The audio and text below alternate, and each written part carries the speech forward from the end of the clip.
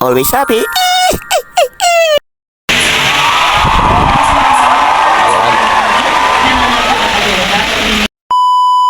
Yes, yan. Good morning. Yes, so ngayon, maybe po kami, nandito po kami sa Pexon, sa puntang Tungko, sa San Jose del Monte, Bulacan. Yes, bago po lahat, thanks God and always happy.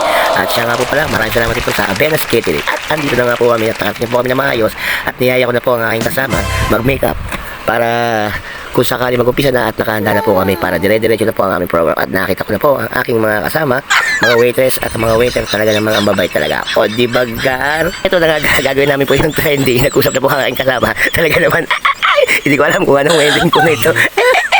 Di ba gar? Lupit ang mga post. O di ba? Gaganda. Mga gar, waiting po kami sa Christine kasi yung isa pa po, pastora. So waiting po kami dalawa dito, no? Ito po kain kasama, si Budas. Atas ko lang ha. Yan. Ayan po si Budas. So, inayos yung table niya.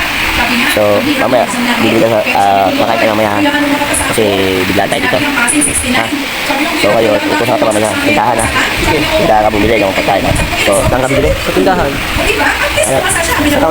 Sa tindahan. At dito na nga, hindi ko mapigilan ang aking tawa. Talaga nung, sa nahantok itong, talaga nung pati ako dito talaga. Hindi ko mapigilan, tumawa talaga dito. Hindi ko alam kung saan nahantok itong gagawin namin dahil hindi nga gagawin namin. Talaga naman, tara na, let's go gar, ito na gar! Wala nga gar, may nakita ko isang tao, talagang layo ng iniisip. Kaya nilapitan ko siya at tinanong ko siya kung bakit siya nag-iisa dyan.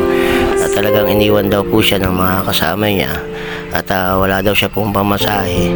Kaya naman talagang tinulungan ko siya at sabi ko sa kanya, para may pamasahe ka, sama ka sa akin, mag-ground ka para pag uwi mo may pamasahe ka. Tinanong ko siya kung saan siya banda iniwan. Sa tindahan. Sa tindahan. Dito sa part na to, naging masaya na siya kasi may pamasahe na siyang pag-uwi.